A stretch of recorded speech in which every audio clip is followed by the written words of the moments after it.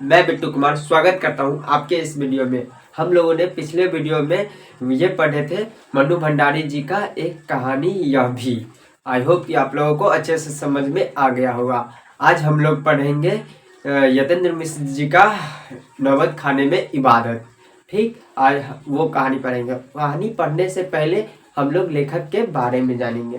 तो चलिए हम लोग पढ़ते हैं क्या लेखक के बारे में कुछ, उसके बाद कहानी में क्या बताएंगे लेखक वो पढ़ेंगे। उससे पहले मैं बता देना चाह रहा हूँ कि अगर अभी भी आप नहीं पढ़ रहे हो तो बहुत गलत कर रहे हो, तब बोर्ड में 0 मार्क्स आएगा। सीधा बात बता दे रहा हूँ, अब से पढ़ाई स्टार्ट कर दो। मतलब इन पढ़ाई स्टार्ट करने का मतलब ये नहीं कि आप हर दिन 24 घंटा पढ़ते ही है, 24x7, ऐसा नहीं है। लेकिन जितना देर भी आप पढ़े, कम देर ही पढ़े, थोड़ा देर ही, लेकिन जितना देर भी पढ़े वो सिर्फ पढ़ाई, उस वक्त सिर्फ पढ़ाई, ना कि कोई सोना बाबू। ठीक, पढ़ाई कीजिए, सोना बाबू काम नहीं देगी, पढ़ाई काम दे देगा। तो चलिए हम लोग स्टार्ट करते हैं।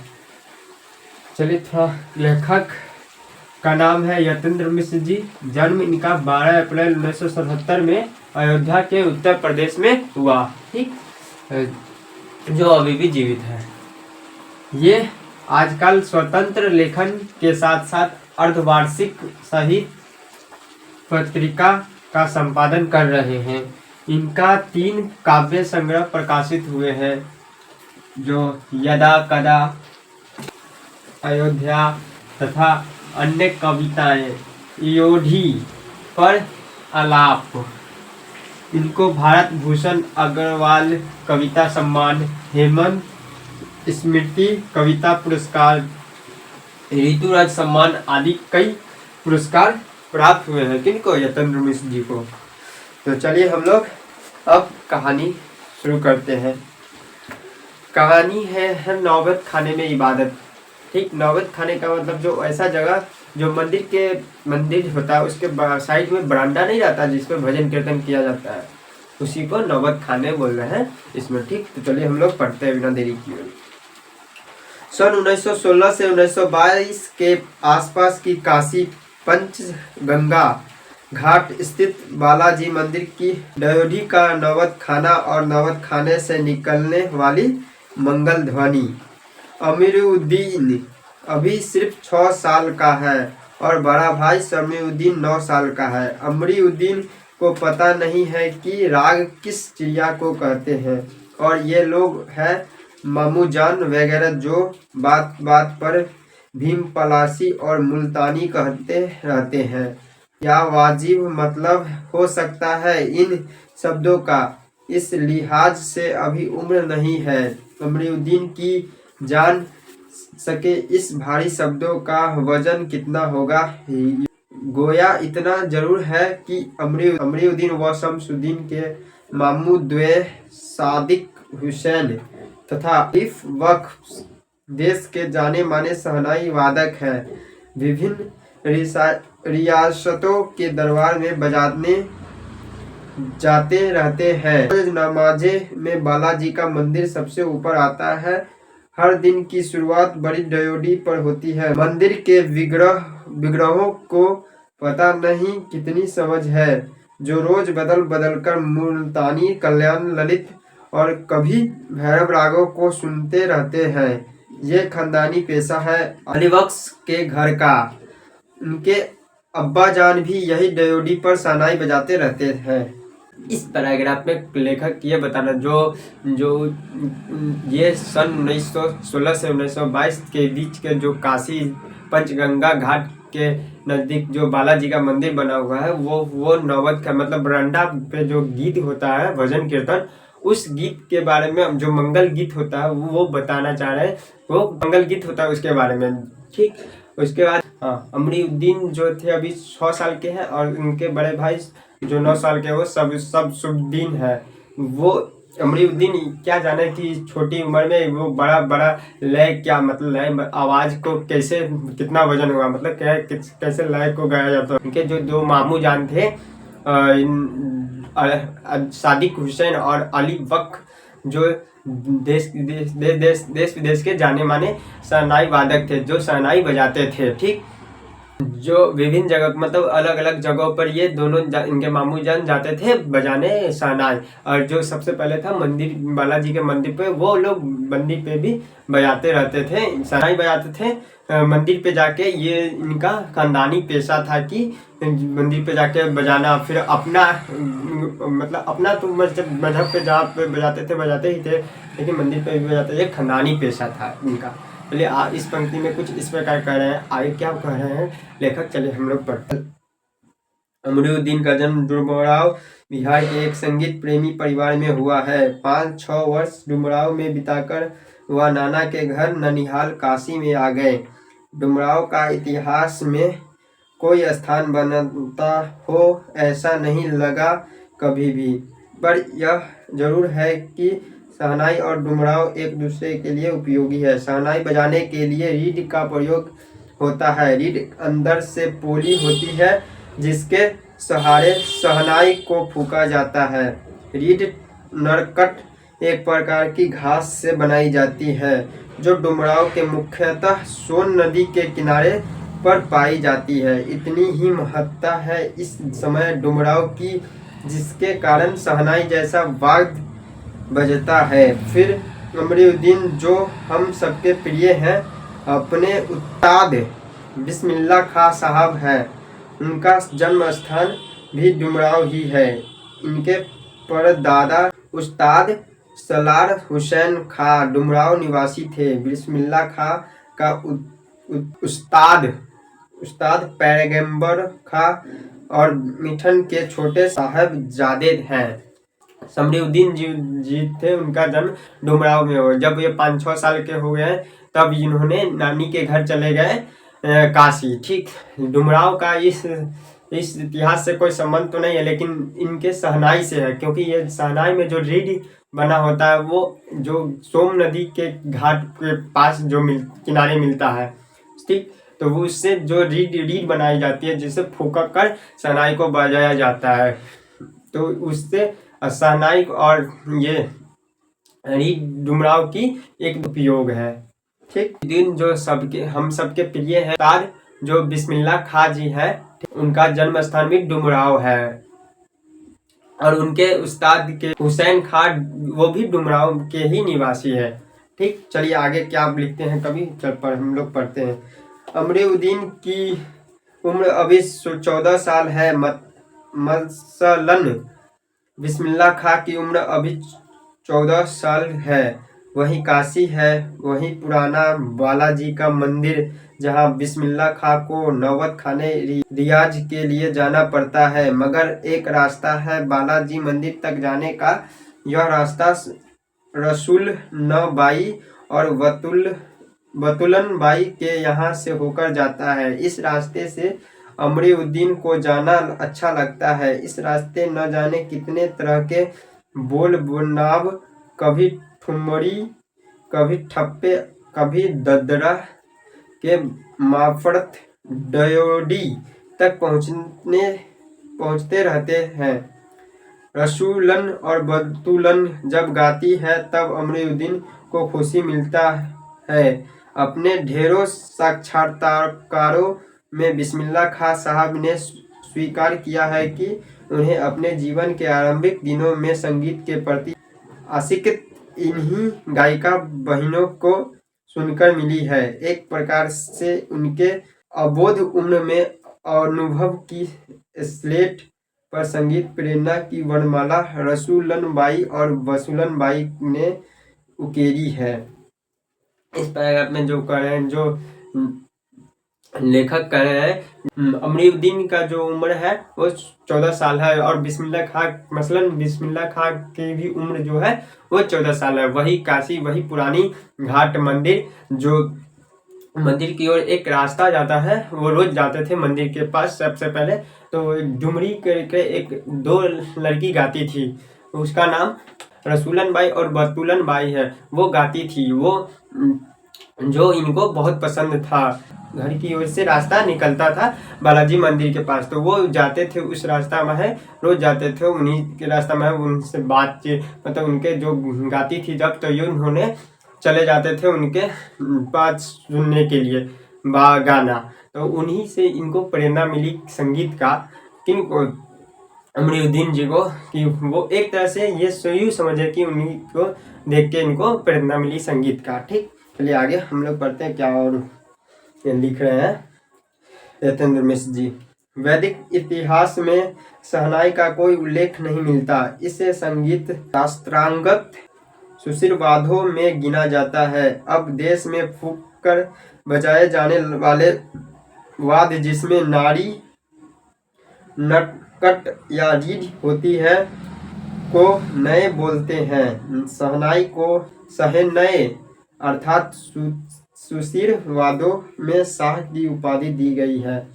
16वीं शताब्दी के उत्तरार्ध में तानसेन के द्वारा रची बंदिश, जो संगीत राग कल्पद्रुम से प्राप्त होती है, में शहनाई, मुरली, बंसी, सिंगी और मुरंछंग आदि का वर्णन आया है। अवधी पारंपरिक लोकगीत एवं चैती में शहनाई का उल्लेख बार बार मिलता है। मंगल का परिवेश प्रतिष्ठित करने वाला यह वाद्य इन जगहों पर मांगलिक विधि विधानों के अवसर पर ही प्रयुक्त हुआ है। दक्षिण भारत के मंगल वाद्य नागस्वरम की तरह शहनाई प्रभाती की मंगल ध्वनि का संपूरक है। जो लेखक इस पैराग्राफ में बता रहे हैं, जो ये शहनाई है, इसका इतिहास में कोई उल्लेख नहीं है। ठीक, ये शास्त्रांगत सुधीर वाद्यों में गिना जाता है। ठीक, कौन? शहनाई। शहनाई, ठीक है। और अरब देश में इसे फूंककर बजाया जाता है। शहनाई का अर्थ होता है साहे नए अर्थात सुधीर वाद्यों। नरकट और रीड का अर्थ होता है नए। ठीक, और शहनाई को सहनए बोलते हैं अर्थात सुधीर वाद्यों में इनको शाह की उपाधि दी गई है शहनाई को। 16वीं शताब्दी के उत्तरार्ध में ये तानसेन के द्वारा रचित है। कुछ इसी प्रकार और क्या बताते हैं, संगीत कालकुप्त से प्राप्त होती है, जिसमें शहनाई हो गया, रंगार, मुरली, बंसी, कुछ यही हो गया। और अवधि पारंपरिक जो होता है और शहनाई का जो बार बार उल्लेख मिलता है। ठीक, मंगल कार्यक्रम हुआ उसमें इस शहनाई को बजाया जाता है। ठीक, और मंगल काल में कुछ इसी प्रकार ये कहानी इस पंक्ति में लेखक बताया। चलिए आगे क्या बताता है पढ़ते हैं। शहनाई के इसी मंगल ध्वनि के नायक बिस्मिल्लाह खां साहब 80 वर्ष से सुर मांग रहे हैं। सच्चे सुर की नेमत 80 वर्ष की पांचों वक्त वाली नमाज इसी सुर को पाने की प्रार्थना में खर्च हो जाती है। लाखों शहजादे इसी एक सच्चे सुर की इबादत में खुदा के आगे झुकते हैं। वे नमाज के बाद सजदे में गिड़गिड़ाते हैं, मेरे मालिक एक सुर बख्श दे। सुर में वह तासीर पैदा कर कि आंखें से सच्चे मोती की तरह अनगढ़ आंसू निकल आए। उनको यकीन है कभी खुदा यूं ही उन पर मेहरबान होगा और अपनी झोली से सुर का फल निकालकर उनकी ओर उछालेगा, फिर कहेगा, ले जा अमरुद्दीन, इनको खा ले और कर ले अपनी मुराद पूरी। इस पैराग्राफ में जो लेखक बता रहे हैं, जो शमरुद्दीन जी है, वो रोज 5 बार ये नमाज पढ़ते हैं। तो इस नमाज में बहुत लोग बहुत कुछ मांगते होंगे, कोई धन क्या, कोई कुछ भी मांगते रहते हैं, लेकिन ये मांगते हैं अपना सुर, कि मेरा गला, मतलब मेरा सुर जो गला है वो दे दीजिए, जिससे हम जब मेरे आंखों से जब आंसू निकले तो वो मोती की तरह चमके, मतलब जो मेरा आवाज़ हो सुरीला हो, जैसे शहनाई अगर बजाए तो अच्छा सुर निकले। ये मांगते थे 5 नमाज में, मतलब हर रमजान में ये सिर्फ इतना ही मांगते थे कि मेरा जो सुर अच्छा हो, ये सुर मांगते हैं। और ये सोचते हैं कि जो भगवान इनके, मतलब अल्लाह जो आएंगे, सुर को फल में डालकर इनको दे देंगे और बोलेंगे कि ले ये फल खा ले और तू अपनी मुराद पूरी कर ले। ठीक, अपनी जो इच्छा है वो पूरी कर ले। इस तरह कुछ कहा है, इस पैराग्राफ में बता रहे हैं। आगे क्या बता रहे लेखक, चलिए हम लोग देखते हैं। अपने उहापोहों से बचने के लिए हम स्वयं किसी शरण, किसी गुफा को खोजते हैं। जहां अपनी चिंताओं दुर्बलताओं को छोड़ सके और वहां से फिर अपने लिए एक नया तिलिस्म गढ़ सके। हिरन अपनी ही महक से परेशान मूढ़े जंगल में उस वरदान को खोजता है जिसकी गमक उसी में समाई है। 80 वर्ष से बिस्मिल्लाह खां यही सोचते आए हैं कि सातों सुरों को बरतने की तमीज उन्हें सलीके के से अभी तक क्यों नहीं आई। इस पैराग्राफ में जो बोल रहे बिस्मिल्लाह खां, जो लोग होते हैं वो जो ढूंढते रहते हैं वैसा गुफा, ऐसा जगह जहाँ अपने चिंता अपने दुख को वहाँ छोड़ के एक नई जीवन की तैयारी करे। ठीक जैसे उसी प्रकार जो हिरन होता है वो उसकी सुनहरी महक को वो पूरे जंगल में ढूंढते रहता है, छोड़ते महकते रहता है, वो दूसरे को ढूंढते रहता है जगह। ठीक जो ये बिस्मिल्लाह खां जी है वो 80 वर्ष से यही 7 सूरों को ढूंढ रहे हैं कि ये कहाँ किस बर्तन में रखा गया। जो 7 सूरों की बर्तने में है जो किस सूर में रखा गया है। ठीक तो उसी को ढूंढ रहे हैं। कौन? बिस्मिल्लाह खां जी। चलो आगे क्या लिखते हैं लेखक यतेंद्र मिश्र जी। चलिए आगे पढ़ते हैं। बिस्मिल्लाह खां और शहनाई के साथ जिस एक मुस्लिम पर्व का नाम जुड़ा हुआ है वह मुहर्रम है। मुहर्रम का महीना वह होता है जिससे में शिया मुसलमान हजरत इमाम हुसैन एवं उनके कुछ वंशजों के प्रति आज़ादारी शोक मनाना मानते हैं। पूरे 10 दिनों का शोक वे बताते हैं कि उन्हें खानदान का कोई व्यक्ति मुहर्रम के दिन में न तो शहनाई बजाता है और न ही किसी संगीत के कार्यक्रम में शिरकत ही करता है। 8वीं तारीख उनके लिए खास महत्व की है। इस दिन खां साहब खड़े होकर शहनाई बजाते हैं। वह दाल मंडी में फतमान के करीब 8 किलोमीटर की दूर पर तक पैदल रोए हुए नौहा बजाते जाते हैं। इस दिन कोई राग नहीं बजता। राग रागिनियों की अदायगी का निषेध है इस दिन। इस पैराग्राफ में जो बता रहे बिस्मिल्लाह खां जो मुस्लिम का जब होता है एक महीने का रमजान, जिसमें रमजान में उनके वंशजों होते हैं उनके प्रति शोक मनाया जाता है करीबन 10 दिन तक। वो जो बिस्मिल्लाह खां जी है वो कोई संगीत संगीत में भाग नहीं लेते, ना ही वो शहनाई को बजाते हैं। 8वां दिन वो उनके लिए खास होता है। वो करीबन 8 किलोमीटर तक पैदल जाते हैं और रोते रहते हैं। उस दिन उदासी वाला जो संगीत या शहनाई बजाते रहते हैं, कोई खुशी का नहीं बजाते रहते हैं। ये 8 किलोमीटर तक पैदल जाते हैं। कौन? 8वां दिन और बिस्मिल्लाह खां जी। चलिए आगे क्या बोलते हैं देखते हैं। उनकी आंखें इमाम हुसैन और उनके परिवार के लोगों की शहादत में नम रहती है, आज़ादारी होती है। हजारों आंखें नम, हजारों बरस की परंपरा पुनर्जीवित मुहर्रम संपन्न होता है। एक बड़े कलाकार का सहज मानवीय रूप ऐसे अवसर पर आसानी से दिखा जाता है। जो बताते हैं इस पैराग्राफ में बिस्मिल्लाह खां जी है वो उनकी आंखें नम हो जाती है। करीबन 1 महीने का जो मुहर्रम चलता है वो शाही मुसलमान हुसैन के और उनके परिवार के प्रति जो शोक मनाया जाता है उसमें जो मुस्लिम लोग होते हैं उनके जो परंपरा रहा है शुरू से ही मुहर्रम बनाने का, जो 1 महीने का होता है।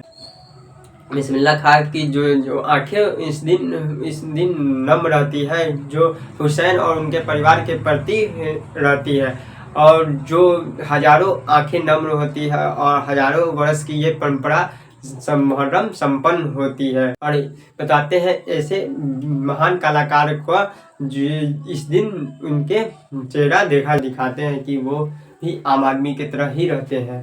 ठीक इस अवसर पे आसानी से देखा जा सकता है कि वो लोग भी हमीद के लोग की तरह रहते हैं। आगे क्या लिखते हैं चलिए। मुहर्रम के गम ज्यादा माहौल से अलग, कभी कभी सुकून क्षणों में वे अपनी जवानी के दिनों को याद करते हैं। वे अपने रियाज को कम उन दिनों के अपने जुनून को अधिक याद करते हैं, अपने अब्बाजान और उस्ताद को कम।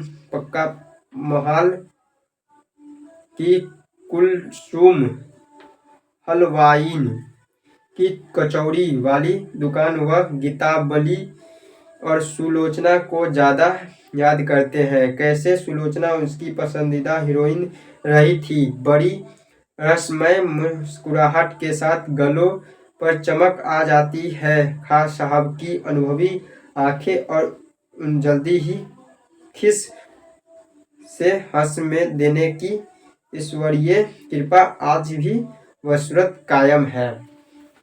इस पैराग्राफ में जो बताते हैं लेखक, जो बिस्मिल्लाह खां है वो उसके जो खुशी के भी टाइम को याद करके खुश रहते हैं जो उस पर बचपन में उन्होंने बिताए थे। जैसे कि इनकी पसंदीदा हीरोइन सुलोचना की जो कार्य होता था, मतलब वो नाटक या फिर फिल्म दिखा अपना कार्य करती थी, तो वो ये पैसे लेकर कहीं से ये उनको बहुत पसंद करते थे, तो ये देखने जाते थे। इन पे मुस्कुराहट हो, इनके चेहरे पे अगर उदासी से मुस्कुराहट आ जाती थी, तब जब इनको पता चलता था कि इनका शो होने वाला है सुलोचना जी का। कुसुम हलवाइन की जो कचौड़ी थी ये भी उनको बहुत पसंद है, उनको बिस्मिल्लाह खां जी को। चलिए आगे चलिए हम लोग पढ़ते हैं। इसी बात सुलभ हंसी में कई यादें बंद है। वे जब उनका जिक्र करते हैं तब फिर उसी नैसर्गिक आनंद में आंखें चमक उठाती है। अमरुद्दीन तब सिर्फ 4 साल का रहा होगा। छुपकर नाना को शहनाई बजाते हुए सुनता था। रियाज के बाद जब अपनी जगह से उठकर चले जाए तब जाकर ढेरों छोटी बड़ी शहनाइयों की भीड़ से अपने नाना वाली शहनाई ढूंढता और एक एक शहनाई को फेंक कर खारिज करता जाता। सोचता लगता है मीठी वाली शहनाई दादा कहीं और रखे हैं। जब मामू अली बख खां जो उस्ताद भी थे शहनाई बजाते हुए समूह पर आए तब धड़ से एक पत्थर जमीन पर मारता था। सम पर आने की तमीज उन्हें बचपन में ही आ गई थी, मगर बच्चे को यह नहीं मालूम था कि दाद वाह करके भी जाती है, सिर हिलाकर भी दी जाती है, पत्थर पटक कर नहीं। और बचपन के समय फिल्मों के बुखार के बारे में तो पूछना ही म क्या। उस समय 3rd क्लास के लिए 6 पैसे का टिकट मिलता था। अमरुद्दीन 2 पैसे मामू से, 2 पैसे मौसी से और 2 पैसे नानी से लेता था, फिर घंटों लाइन में लगकर टिकट हासिल करता था। इस पैराग्राफ में जो बता रहे, इसी बात सुलभ में कई यादें बंद है। वो तब का जिक्र करते हैं जब प्राकृतिक आनंद में आंख चमक उठती है। अमरुद्दीन तब सिर्फ 4 साल के ही थे जब उनके नाना जी शहनाई बजाते थे तो ये छुप छुप कर देखते थे। जब वो बजा के उठ जाते थे तब ये जाते थे अंदर और उसमें ढूंढने लगते थे मीठी मीठी शहनाई वाली कहाँ है। वो सब पे ट्राई करते हैं, बजाते हैं, लेकिन उनको मीठी शहनाई नहीं मिलती है, तो वो सोचते हैं कि वो नाना जी साथ में ले गए होंगे। ये जो एक मामू अली बख खां जो उस्ताद भी थे, वो बजाते हुए जब सम में आ गए, मतलब लास्ट तक आ गए, रुक गए, तब उन्होंने पत्थर मार के ही बात करते थे। इनको पता नहीं था कि पत्थर न मार के भी सिर हिलाकर भी इबादत की जा सकती है। तो इस ननी जान को क्या ही पता। और ये फिल्मों में बहुत इंटरेस्ट रखते थे। ये फिल्म के बुखार के बारे में तो पूछना ही मत, क्योंकि उस समय 3rd क्लास का 6 रुपया लगता था टिकट का। तो ये 2 रुपया मामू से, 2 रुपया मौसी से, 2 रुपया नानी से लेकर घंटों लाइन में रहते थे तब टिकट मिलता था 3rd क्लास का। तो ये टिकट खरीद कर घंटों भर उसमें फिल्म देखते रहते थे। क्या कर रहे हैं, चलिए हम लोग देखते हैं। इस सुलोचना की नई फिल्म सिनेमा महाल में आई और उधर समरुद्दीन अपनी कमाई लेकर चला फिल्म देखने, जो बालाजी मंदिर पर रोज शहनाई बजाने से उसे मिलती थी। एक अठन्नी मेहनत ताना उस पर यह शौक जबरदस्त कि सुलोचना की कोई नई फिल्म न छूटे। और कुसुम की देसी घी वाली दुकान, वहाँ की संगीतमय कचौड़ी इस तरह, क्योंकि कुलसुम जब कलक लाते घी में कचौड़ी डालती थी, उस समय छन में से उठने वाली आवाज में उन्हें सारे अवरोह दिख जाते थे। राम जाने कितनों ने ऐसी कचौड़ी खाई होगी, मगर इतना तय है कि अपने खां साहब रियाजी और स्वादी दोनों रहे हैं, और इस बात में कई शक नहीं कि दादा की मीठी शहनाई उनके हाथ लग चुकी है। इधर जो इस पैराग्राफ में बताते हैं, जो इधर कोई भी सुलोचना जी के नई मूवी लगते थे तो जो बिस्मिल्लाह खां जी हैं वो बालाजी के मंदिर पे बजाते थे शहनाई, तो उनको मिलता था जो रुपया, तो अठन्नी तक की मेहनत मतना नहीं था, तो वो जो मिलता था उसी पैसा को लेकर वो फिल्म देखने चले जाते थे और फिल्म देखते थे। और कुलसुम का जी का जो कचौड़ी जो था वो खाना नहीं छोड़ते थे, वो उनको बहुत पसंद था तो वो खाते थे। और उनके कचौड़ी में जो जब कचौड़ी छानती थी तो रखती थी ना कचौड़ी को, तब जिसमें छनने का जो आवाज़ आता उसमें भी ये अपना संगीत ढूंढते थे। ऐसे तो बहुत लोग कचौड़ी खाते थे, लेकिन इन जो ये खाते थे वो इतना तय तक चले जाते नहीं कोई थे। हाँ, ये बात सच में कोई शक नहीं कि इनको मीठी वाली शहनाई मिल चुकी है। चलिए इस प्रकार इस पंक्ति में बोल रहे हैं लेखक, और आगे क्या बताते हैं लेखक, चलिए हम लोग पढ़ते हैं। काशी में संगीत आयोजन की एक प्राचीन एवं अद्भुत परंपरा है। यह आयोजन पिछले कई वर्षों से संकट मोचन मंदिर में होता आया है।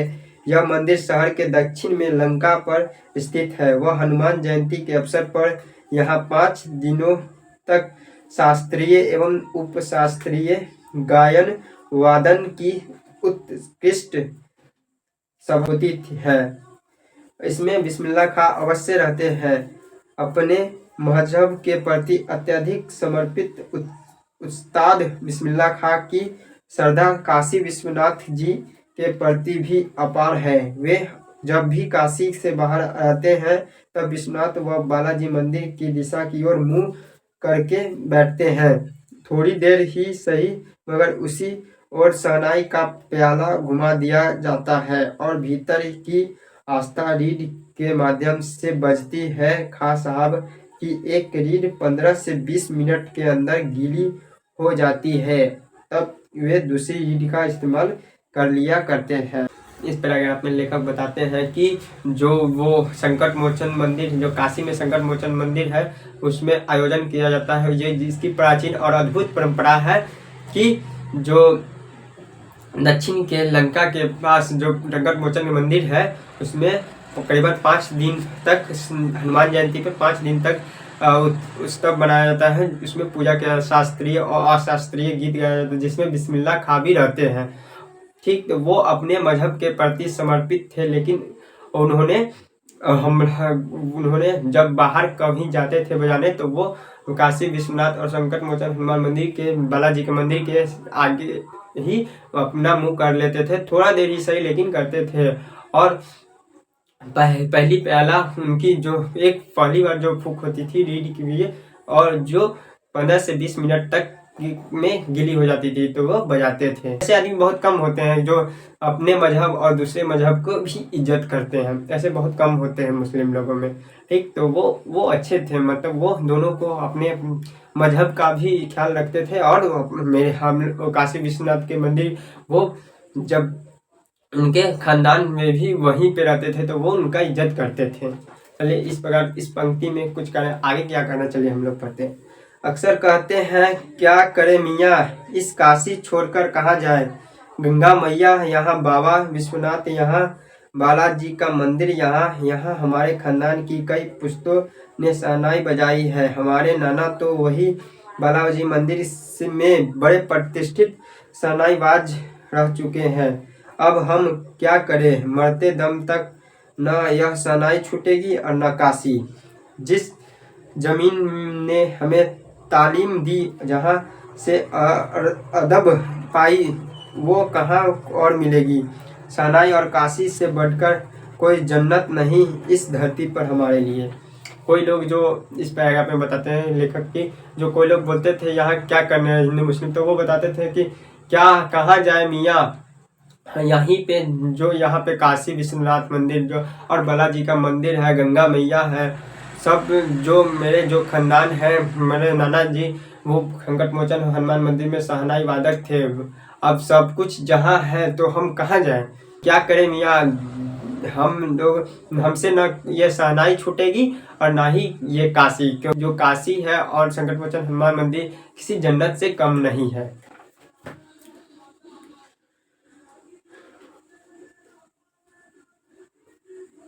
शहनाई और काशी कोई इस धरती पे कोई जगह ही नहीं है।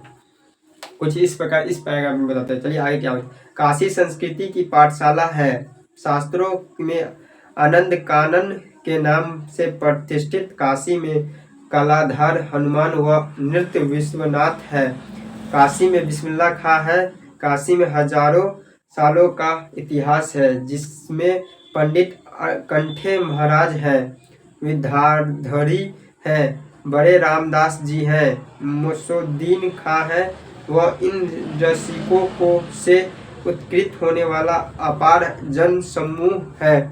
यह एक अलग काशी है जिसकी अलग तहजीब है, अपनी बोली और अपने विशिष्ट लोग हैं, इनके अपने उत्सव है, अपना गम है, अपना सेहरा बनना और अपना नोहा।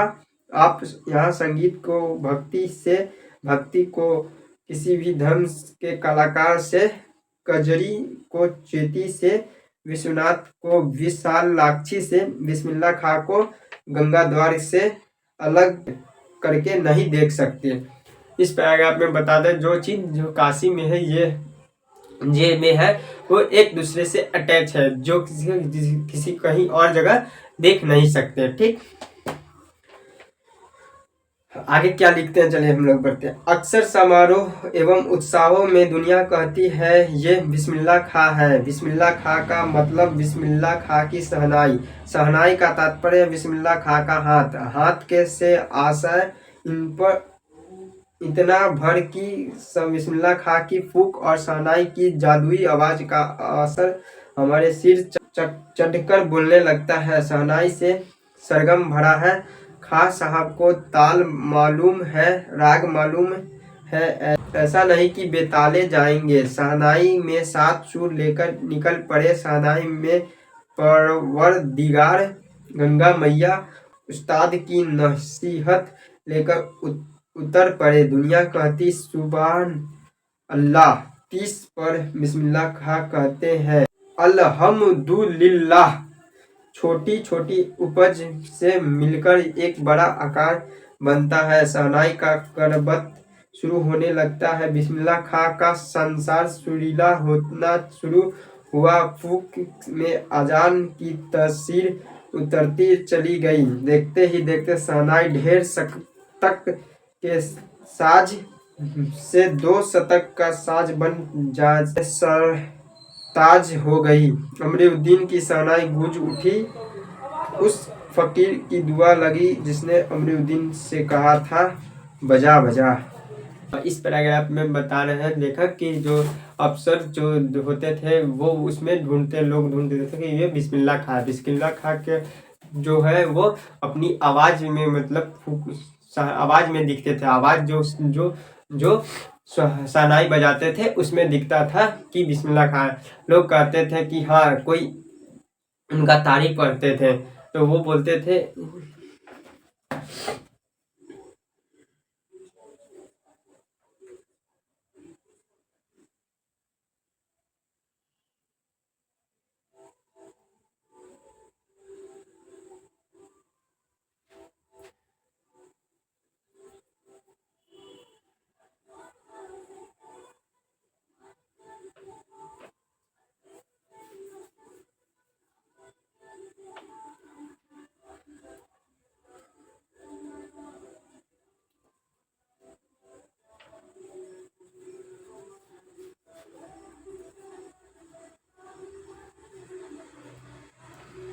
शहनाई का तात्पर्य बिस्मिल्लाह खां है और बिस्मिल्लाह खां के हाथ से आशा है इतना बड़े कि बिस्मिल्लाह खां की फूंक और समारोह उत्सव में दुनिया कहती है कि बिस्मिल्लाह खां है। बिस्मिल्लाह खां का मतलब बिस्मिल्लाह खां की शहनाई। शहनाई का तात्पर्य बिस्मिल्लाह खां का हाथ। हाथ से आशा है इतना भर बिस्मिल्लाह खां की फूंक और शहनाई आवाज़ असर कर हमारे सिर चढ़ बोलते हैं। इस पैराग्राफ में जो लेखक बता रहे हैं, जो अवसरों पे जो सुनाई देती आवाज़ वो बिस्मिल्लाह खां है। बिस्मिल्लाह खां के तात्पर्य यह है कि बिस्मिल्लाह खां का शहनाई बजाते हुए शहनाई। शहनाई का तात्पर्य है कि बिस्मिल्लाह खां का हाथ। हाथ पे जो वो बजाने लगते हैं तो लोग कहते हैं उनके जो आवाज़ इतने अच्छे लगते हैं कि सब लोग बोलते हैं वाह वाह क्या बात है। वो बोलते हैं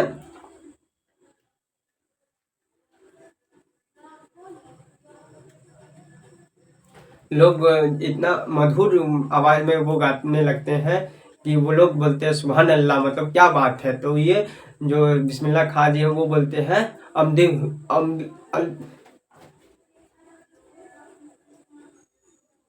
अम मैं माधर चोर अल्हम्दुलिल्लाह अल्हम्दुलिल्लाह। वो बोलते हैं अल्हम्दुलिल्लाह, मतलब बोलते हैं कि सब भगवान की कृपा है। वो उनके मतलब बोलते हैं श्री राम जी की कृपा जो अल्हम्दुलिल्लाह कहते हैं। उसके बाद वो धीरे धीरे अपने सुर गाने लगते हैं तो लोग सुनने लगते हैं। उसके बाद बोलते हैं जो ये लोग जो बिस्मिल्लाह खां जी हैं वो लास्ट में जब बोलते हैं कि उनका इबादत करते हैं जो बोल रहे थे उस टाइम में कि बजा बजा। कुछ इस प्रकार लेखक बताते हैं इस पैराग्राफ में। चलिए हम लोग अब अगला पैराग्राफ में क्या लिखते हैं लेखक पढ़ते हैं। किसी दिन एक शिष्य ने डरते डरते खां साहब को टोका, बाबा आप यह क्या करते हैं, इतनी प्रतिष्ठा है आपकी, अब तो आपको भारत रत्न भी मिल चुका है, यह फटी तहमद न पहना करे, अच्छा नहीं लगता। जब भी कोई आता है आप इसी फटी तहमद में सबसे मिलते हैं। खां साहब मुस्कुराए, लार से भरकर बोले, धत पागली, ई भारत रत्न हमको शहनाई पे मिला है, लुंगिया पे नहीं। तुम लोगों की तरह बनाव सिंगार देखते रहते तो उम्र भी बीत जाती हो चुकती शहनाई, तब क्या खाक शायद रियाज हो पाता। ठीक है बिटिया, आगे से नहीं पहनेंगे, मगर इतना बता देते हैं कि मालिक से यही दुआ है, फटा सूर न बख्शे। लुंगिया क्या है, हर्ज फटी है तो कल सिल जाएगी। इस पैराग्राफ में लेखक बताते हैं जो खां साहब उनकी एक शिष्य है जो वो डरते डरते उनको बोलती है कि बाबा क्या आप ये फटी हुई लुंगी पहनते हो, आपको तो अब भारत रत्न भी मिल चुका है। तो वो हंसते मुस्कुराते हुए बोलते हैं कि धत पगड़ी, ये हमको शहनाई बजा के मिला है भारत रत्न, लुंगी पे थोड़ी ना मिला है। अगर तुम लोग इस तरह अगर बाहरी सुंदरता को देखते तो उम्र ही बीत जाती।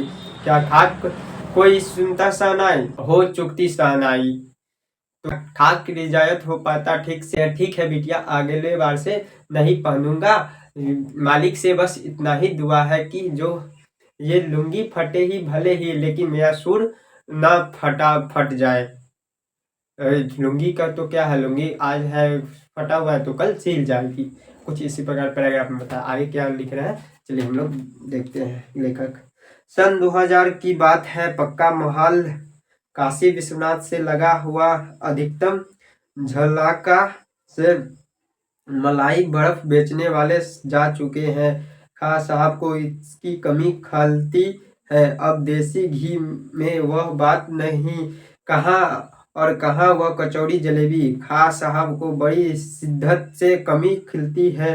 अब संगीतियों के लिए गायकों के मन में कोई आदर नहीं था। खां साहब अफसोस जताते हैं, अब घंटों रियाज को कौन पूछता है। हैरान है बिस्मिल्लाह खां, कहाँ वह खजली चैती और अरब का जमाना। सचमुच हैरान करती है काशी पक्का महल से जैसे मलाई बर्फ गया। संगीत साहित्य और अरब की बहुत सारी परंपराएं लुप्त हो गई। एक सच्चे सुर साधक और सामाजिक की भांति बिस्मिल्लाह खां साहब को इन सब की कमी खलती है। काशी में जिस तरह सब तरह बाबा विश्वनाथ और बिस्मिल्लाह खां एक दूसरे के पूरक रहे हैं, उसी तरह मुहर्रम, ताजिया और होली और अबीर गुलाब की गंगा जमुनी संस्कृति भी एक दूसरे के पूरक रहे हैं। अभी जल्दी ही बहुत कुछ इतिहास बन चुका है, अभी आगे बहुत कुछ इतिहास बन जाएगा। फिर भी कुछ बचा है जो सिर्फ काशी में है। काशी आज भी संगीत के स्वर पर जगती है और उसी की थप्पों पर सोती है। काशी में मरण भी मंगल माना जाता है। काशी आनंद कानन है। सबसे बड़ी बात यह है कि काशी के पास उस्ताद बिस्मिल्लाह खां जैसा लय और सुर की तमीज सिखाने वाला नवाब हीरा रहा है, जो हमेशा से दो कौमों को एक होने और आपस में भाईचारा के साथ रहने की प्रेरणा देता है। इस पैराग्राफ में लेखक यतिन मिश्र बताते हैं जो पहले वाली बात है अब न रह गई काशी में, क्योंकि जो पहले जो कचौड़ी और घी की कचौड़ी और संगीत का बात ही नहीं रहा, क्योंकि वो लोग सब चले गए हुए थे। पहले जो बेचते थे घी मलाई या बर्फ जो बेचते थे वो चले गए थे, तो बिस्मिल्लाह खां को इसकी बहुत खटकती थी, बहुत दुख होता था कि अब उनका पहले वाला टाइम नहीं रहा, क्योंकि वो लोग चले गए थे और जो संगीत का भी कोई अति नहीं रहा, क्योंकि अलग नए नए लोग जो आ गए थे और पुराने लोग चले गए थे। तो बिस्मिल्लाह खां को ये बात से बहुत दुखी होता था कि भाई अब पहले वाला बात नहीं रहा उस संगीत में, उस कचौड़ी में। तो ये उनको बहुत दुख होता था, क्योंकि सचमुच ये काशी पहले की तरह नहीं हुआ। सब कुछ पहले वाला जो लुप्त हो गया, जो मिट गया है। सच्चे आदमी बिस्मिल्लाह खां को इस कमी को बहुत खटकती, मतलब बहुत दुख होता है, क्योंकि काशी में जिस तरह बाबा विश्वनाथ और बिस्मिल्लाह खां एक दूसरे के पूरक रहे हैं और इसमें पर्दा तजिया मुहर्रम होली संस्कृति गंगा संस्कृति एक दूसरे के पूरक रहे हैं। ही जल्दी ही बहुत कुछ इतिहास बन चुका है और बनेगा। पर एक बात है, काशी विश्वनाथ में एक मणिकर्णिका घाट है, वहाँ बहुत वो प्रसिद्ध है। किस लिए? सिर्फ लाश जलता है वहाँ 24/7 हर समय लाश ही जलती रहता है। क्यों? कि वहाँ पे एक तो पहले शिव जी थी श्राप दिए, फिर उसको वरदान दिए। क्या हुआ था कि एक बार जो शिव और माता सती गए थे मणिकर्णिका घाट पे स्नान करने, तो उन शिव जी का मणि और माता सती जी का कान का कुंडल गिर चुका था, तो वो उसको ढूंढने लगे थे, तो वो नहीं मिला। तो इसलिए वो भगवान शिव जी बहुत ढूंढे, नहीं मिला, तो वो उन्होंने श्राप दे दिया कि यहाँ पे हर समय लाश ही जलेगा। तो ये बात हो गया। तो जब विष्णु जी कछुआ के रूप में आए और उनका नागमणि और कान का कुंडल वापस दे दिए, तो वो बोले कि बोलते हैं कि ये श्राप आप वापस ले लीजिए। लेकिन जो शिव जी बोलते हैं कि एक बार श्राप दे दिया जाए तो वो वापस तो नहीं ले सकते, लेकिन एक वरदान दे दिए कि यहाँ पे जो लाश जलेगा जिसका, उसको डायरेक्ट मोक्ष की प्राप्ति हो जाएगी। तो हम लोग थे कवि कहानी बिस्मिल्लाह खां जैसा लय और सुर की तमीज सिखाने वाला था, और दो धर्मों को एक करने में और भाईचारा को अपनाने में रखते थे। अभी के टाइम में तो धर्म के पे ही लड़ाई होते रहता है। कोई हिंदू के लिए वो बोलेगा हिंदू है, कोई मुस्लिम बोलेगा मुस्लिम है, लेकिन जो बिस्मिल्लाह खां थे वो दोनों को मिला के चलने वाले व्यक्ति थे। कुछ इसी प्रकार इस पैराग्राफ में बताते हैं। आगे क्या बता रहे हैं चलिए हम लोग देखते हैं। भारत रत्न से लेकर इस देश के ढेरों विश्वविद्यालयों मानद उपाधियों से अलंकृत व संगीत नाटक अकादमी पुरस्कार एवं पद्म भूषण जैसे सम्मानों से नहीं, बल्कि अपनी अजय संगीत यात्रा के लिए बिस्मिल्लाह खां साहब भविष्य में हमेशा संगीत के नायक बने रहेंगे। 90 वर्ष की भरी पूरी आयु में 21 अगस्त 2006 को संगीत ऋषिकों की हार्दिक सभा से विदा हुए खां साहब की सबसे बड़ी देन हमें यही है कि पूरे 80 वर्ष उन्होंने संगीत को संपूर्णता व एकाधिकार से सीखने की जिजीविषा को अपने भीतर जिंदा रखे। इस पैराग्राफ में बता रहे जो बिस्मिल्लाह खां भारत रत्न और पद्म भूषण के लिए नहीं जाने जाते, वो अपने संगीत के लिए जाने जाते रहेंगे। पूरा दुनिया भर 80 वर्ष तक उन्होंने ये संगीत को अपने अंदर छुपाए रखा। वो और उनका मृत्यु अगस्त 2006 को इनकी मृत्यु हो गई। साहब की सबसे बड़ी यही है कि 80 वर्ष तक उन्होंने ये संगीत को अपने अंदर छुपाए रखा और सिखाने का काम किया। इसी तरह कहानी खत्म हुआ। हम एक सारांश में बताते हैं क्या होता है। इस कहानी यतीन मिश्र बताते हैं, जो नौबत खाने की इबादत मतलब जो मंदिर होते हैं उसके बरामदा पे जो भजन कीर्तन किया जाता है मंदिर के जस्ट सामने बगल में, तो जो बरामदा उसको नौबत खाने बोलते हैं, मतलब उसी को बारे में बोलते हैं नौबत खाने। वो जो बिस्मिल्लाह खां थे वो शहनाई बजाते थे। वो 5-6 वर्ष के थे, तो वो अपने नानी के घर काशी चले गए। वहीं पे अपने नाना, उनके जो नाना थे वो शंकर मोचन हनुमान मंदिर में शहनाई बजाते थे। तो वो जब चले जाते थे बजा के, तब इन्होंने अपना संगीत बजाने लगते थे और उसमें मीठी शहनाई ढूंढते थे। और इनको बहुत पसंद एक कचौड़ी, घी की कचौड़ी और इनको फिल्म देखना, सुलोचना जी का फिल्म देखना बहुत पसंद था, जिनके लिए 6 रुपया का टिकट भी लिए था, जो 2 रुपया मामू से 2 रुपया, मौसी से 2 रुपया, नानी से लेकर ये घंटे भर के लाइन में लगकर टिकट खरीद कर वो फिल्म देखते थे। इनको शौक था फिल्म देखने का सुलोचना जी का। इनके फेवरेट एक्ट्रेस थे। आजकल आप लोग को भी कोई होगी ना फेवरेट एक्टर, कोई फेवरेट एक्टर होगी ना, उसी तरह इनको एक फेवरेट एक्टर सुलोचना जी थी। तो वो देखते चले जाते थे घंटों भर, तो देखते रहते थे।